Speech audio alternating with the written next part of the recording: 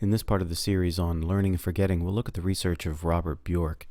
Now, lots of psychologists study learning and memory, but he likes to think of his lab as almost the forgetting lab.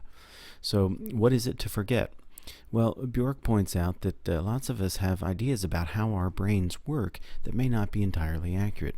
So, for example, lots of folks might believe that learning is the storage of information and forgetting is when that information decays. Now, what would it mean for the information to decay? Well, if we use the computer analogy, if the bits of information are written as sort of little ones and zeros, it would be that pattern, that information is actually changed.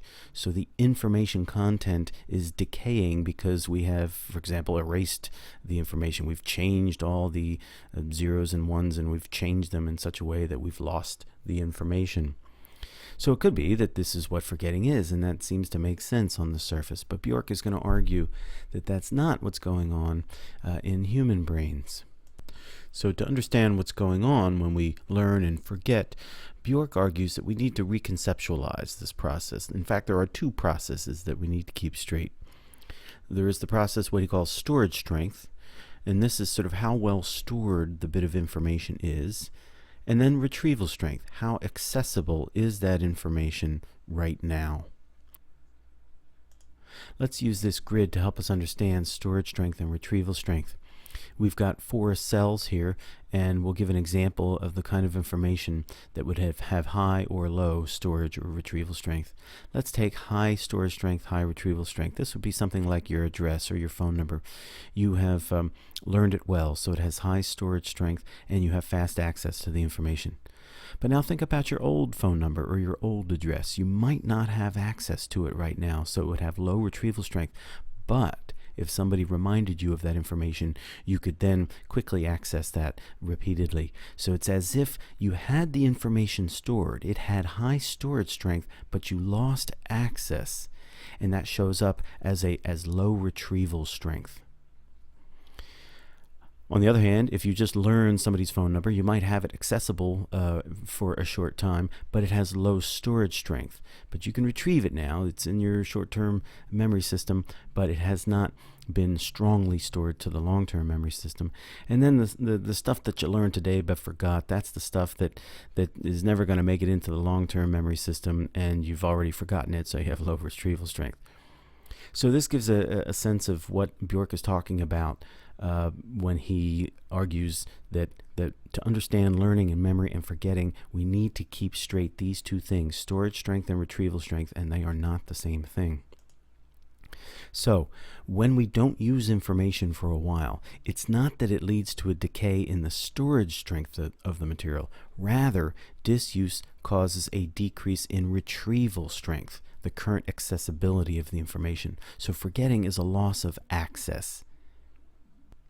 So in this theory of disuse then, why is it that we forget some things faster than others? Well, it's the storage strength that determines the rate of loss of retrieval strength. So this is a fundamental relationship between the two.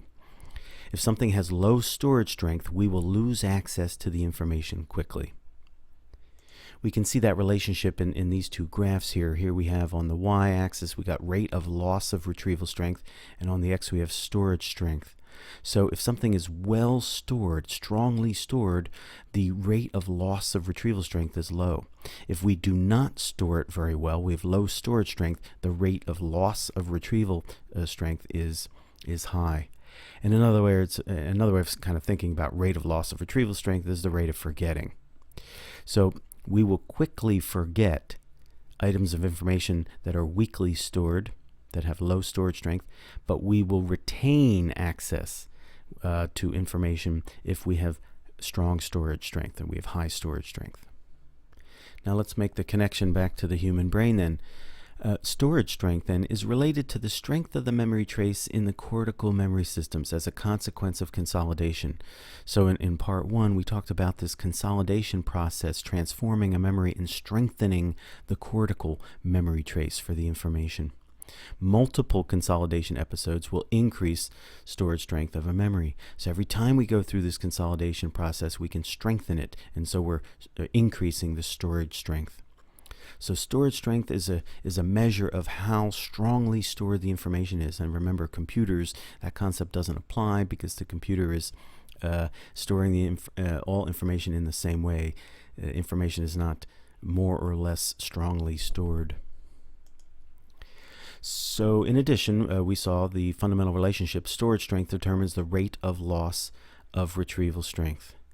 So if we've stored information well, then we will retain access to that information. We will not forget as quickly. Another way of thinking of storage strength, another aspect of storage strength, is how interconnected the information is with already stored knowledge. With greater integration into semantic memory, retrieval strength increases. So again, we can use our two brains here. This individual does not have the concept photosynthesis well integrated into their semantic network here. This individual does. So not only is this individual storing photosynthesis more strongly, but it's more strongly linked to the relevant other concepts.